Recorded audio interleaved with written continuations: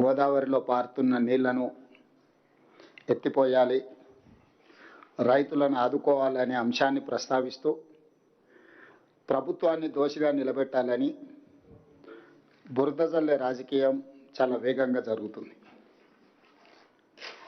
కేవలం బీఆర్ఎస్ నాయకులే ఈ ప్రయత్నం చేసి ఉంటే పెద్దగా మనం ఆలోచన చేయాల్సిన అవసరం లేదు.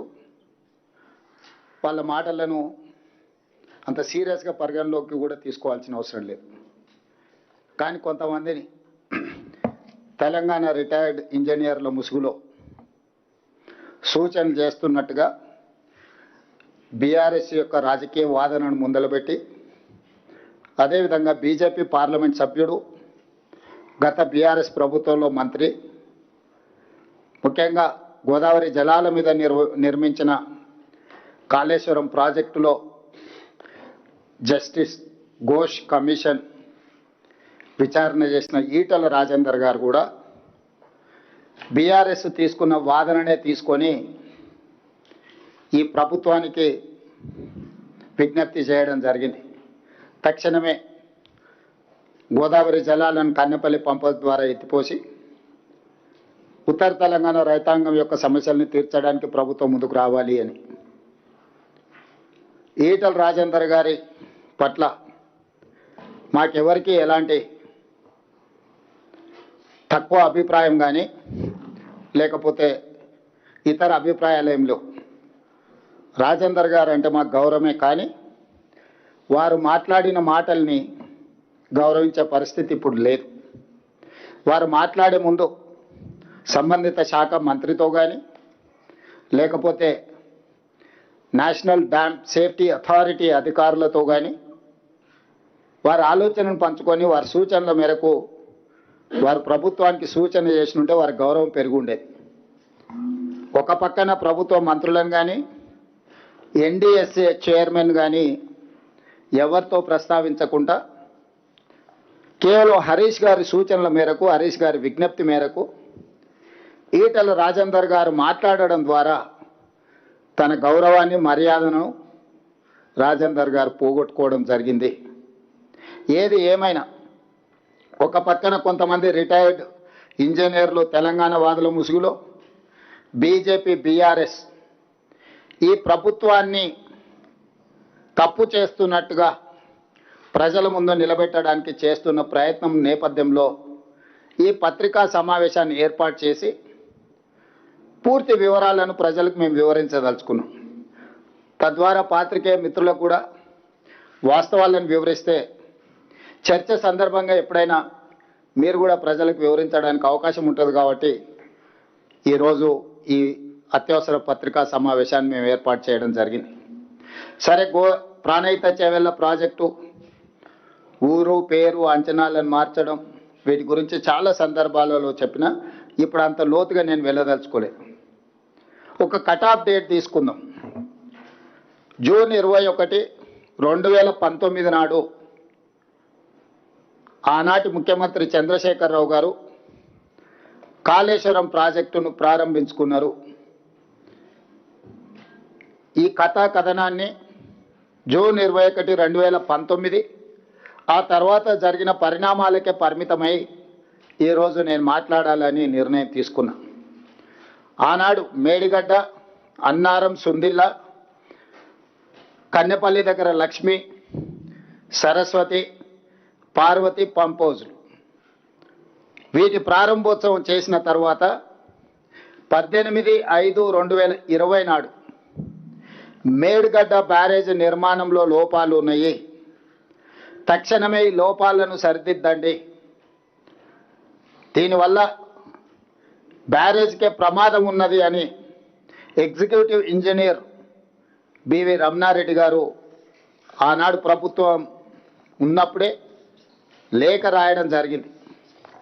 స్పష్టంగా B V Ramana Reddy, executive engineer, Kaleshwaram project, the project manager L and T and PES joint venture Medigadda barrage మీద 18/5/2020 నాడు స్పష్టంగా in view of the forthcoming monsoons, the agency Messrs. L&T and PAS joint venture is requested to attend to the damages occurred to the CC blocks, wearing coat, etc.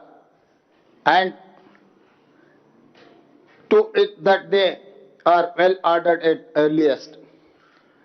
స్పష్టంగా project ప్రారంభించిన 11 నెలల లోపలనే Medigadda barrage నిర్మాణంలో లోపాలు ఉన్నాయి.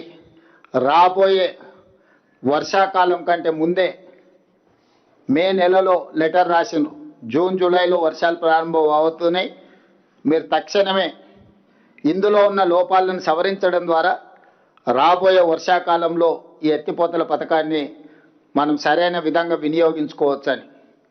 అంటే చంద్రశేఖరరావు గారు సాగునీటి పారుదల శాఖ మంత్రిగా ఉన్నప్పుడే ప్రాజెక్టు ప్రారంభించిన 11 నెలల లోపలనే మేడిగడ్డ బ్యారేజ్లో లోపాలు ఉన్నాయని బయటపడడం, ఆ లోపాలను సరిదిద్దండి అని ఎగ్జిక్యూటివ్ ఇంజనీర్ సంబంధిత ఏజెన్సీలకు లేఖ రాయడం, నిర్లక్ష్యం వహించడం వల్ల అది పెరిగి పెద్దదై చివరికి మేడిగడ్డ బ్యారేజ్ కుప్పగూలే పరిస్థితి వచ్చింది.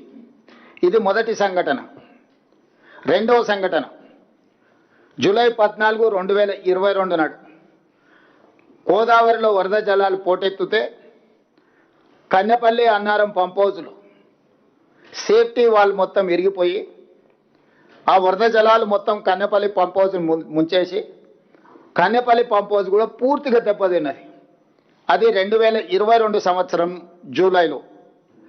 అదేవిధంగా దాన్ని సరిదిద్దలేదు, దాన్ని రిపేర్లు పూర్తి స్థాయిలో చేయలేదు. ఇప్పటి కూడా కన్నెపల్లి పంప్ హౌజ్ 100% వినియోగంలోకి రాలేదు. 2023 అక్టోబర్ 24న ప్రాజెక్టు ప్రారంభించిన 4 ఏళ్లకే మేడిగడ్డ బ్యారేజ్ కుంగిపోయింది. అక్టోబర్ 22 నాడే ప్రాజెక్టు ఏఈ మహదేవ్పూర్ పోలీస్ స్టేషన్లో పోయి ఫిర్యాదు చేసింది. అక్టోబర్ 21, 2023 నాడు మేడిగడ్డ బ్యారేజ్ కుంగిపోతే తెల్లారే 22 నాడు మహదేవ్పూర్ పోలీస్ స్టేషన్లో చంద్రశేఖరరావు గారి ముఖ్యమంత్రి సాగునీటి పారుదల మంత్రిగా ఉన్నప్పుడు ప్రాజెక్టు కుంగిపోయింది, తక్షణమే దీని మీద విచారణ చేయండి అని చెప్పి ఆనాడు పోలీస్ స్టేషన్లో ఎఫ్ఐఆర్ కూడా చేయడం జరిగింది. ఆ తర్వాత అక్టోబర్ 22, 2023 నాడు కేసీఆర్ ముఖ్యమంత్రిగా ఉన్నప్పుడే నేషనల్ డ్యామ్ సేఫ్టీ అథారిటీ ఎంబడే ఈ ప్రాజెక్టు కుంగుబాటుపై కమిటీని నియమించి నవంబర్ 1, 2023 నాడు చంద్రశేఖరరావు గారు ముఖ్యమంత్రి ఉన్నప్పుడే ప్రాథమిక నివేదికను అందించారు.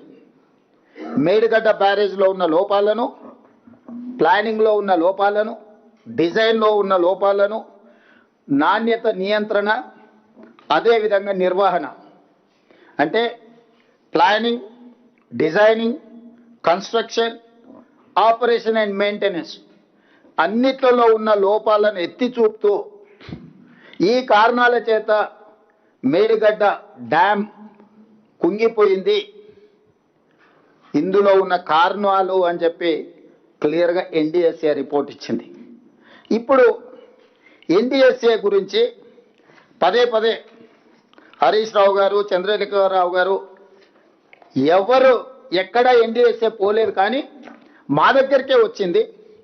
మా దగ్గరికి ఎందుకు వచ్చింది, మా మీదనే ఎందుకు నివేదిక ఇచ్చిందని ఒక వాదన తీసుకొస్తారు. ఇన్ని సంవత్సరాలలో ఎందుకు ఈ ఎన్డీఎస్ఏ ఎక్కడికి వెళ్ళలేదని నేను ఇక్కడ పాత్రికేయ మిత్రులతో కొంత సమాచారాన్ని పంచుకోదలుచుకున్నా. కేంద్ర ప్రభుత్వం భారతదేశంలో ఉన్న చాలా డ్యాంల యొక్క నిర్మాణము, నిర్వహణ, వాటి పరిరక్షణ కోసము dam safety act 2021, I'm repeating, dam safety act 2021 December 30, 2021 నాడు, అంటే దాదాపుగా 2022 జనవరి అనుకోండి, డిసెంబర్ 30, 2021 అంటే ఆ రోజు పార్లమెంటు ద్వారా చట్టాన్ని చేసిండ్రు. ఈ చట్టం యొక్క స్ఫూర్తి ఏంటంటే ఎక్కడైనా ఈ దేశంలో దేశవ్యాప్తంగా నిర్దేశిత డ్యాంల పర్యవేక్షణ, తనిఖీలు, నిర్వహణ, మరమ్మతులకు ఈ చట్టం సమగ్ర విధానాన్ని రూపొందించింది. భారతదేశంలో ఉండే అన్ని డ్యాంల యొక్క పర్యవేక్షణ, తనిఖీలు, నిర్వహణ, మరమ్మతులకు సంబంధించి చట్టాన్ని చేసింది.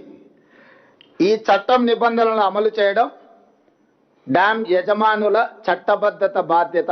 అంటే డ్యామ్ యజమానులు అంటే తెలంగాణ రాష్ట్రంలో Srisailam, Nagarjuna Sagar, SRSP, Medigadda, Annaram, Sundilla or any other dam Telangana రాష్ట్ర ప్రభుత్వం యజమాని. కేంద్ర ప్రభుత్వం చేసిన చట్టం డ్యామ్ సేఫ్టీ యాక్ట్ 2021 ప్రకారం పర్యవేక్షించే బాధ్యత ఎన్డీఎస్ఏది. వాళ్ళు ఇచ్చిన సలహాలు, సూచనలు, వాళ్ళ ఆదేశాల మేరకు బాధ్యత నిర్వహించాల్సింది రాష్ట్రాలది. అందుకే 2022లో 2023లో జరిగిన ప్రమాదాన్ని తక్షణమే ఎన్డీఎస్ఏ విజిట్ చేసింది. 2022 కంటే ముందు ఏవైనా డ్యామ్లు కానీ ప్రమాదాలు కానీ ఏదైనా జరిగితే అప్పుడు ఈ చట్టమే లేదు, ఈ అథారిటీయే లేదు. ఈ అథారిటీని పార్లమెంట్ చట్టం చేసిందే డిసెంబర్ 30, 2021 నాడు. అది అమల్లోకి వచ్చి వాళ్ళ క్షేత్రస్థాయిలో పనిచేయడానికి ఎక్కడైనా ఒక చట్టం చేసిన తర్వాత అమలు చేసి క్షేత్రస్థాయిలో దాని ఆఫీసర్లను ఎగ్జిక్యూటివ్ ఆర్డర్స్ ఇచ్చుకోవడానికి కనీసం 3-4 నెలలను పడుతుంది కదా. సో 2022 నుంచి పనులు ప్రారంభించి 2023 అక్టోబర్లో తెలంగాణలో జరిగిన మేడిగడ్డ బ్యారేజ్ యొక్క ప్రమాదాన్ని వాళ్ళు తక్షణమే విజిట్ చేశారు. వాళ్ళు విజిట్ చేసి పూర్తిగా దీన్ని పరిశీలించి కొద్ది రోజుల్లోనే ప్రిలిమినరీ రిపోర్ట్ ఇచ్చారు, తర్వాత ఫుల్ రిపోర్ట్ ఇచ్చారు. దాంట్లో వాళ్ళు చెప్పింది ఏంది, ప్రాథమిక నివేదికలో 7వ బ్లాక్ పిల్లర్లు అక్టోబర్ 24 నాడు 19వ పిల్లరు దాదాపు 1.2 మీటర్లు కుంగిపోయింది. దీనికి ప్రధానమైన కారణం ప్లానింగు, డిజైనింగు, కన్స్ట్రక్షన్, మెయింటెనెన్స్ లోపాలు ఉన్నాయి, అందుకే పిల్లర్లు కూలిపోయినాయని. అదేవిధంగా ఈ బ్లాక్ దెబ్బతినడం వల్ల 7th బ్లాక్ దెబ్బతినడం వల్ల మొత్తం ప్రాజెక్టు మీద ప్రభావం చూపించింది. కాబట్టి బ్యారేజ్లో నీళ్లు నింపడం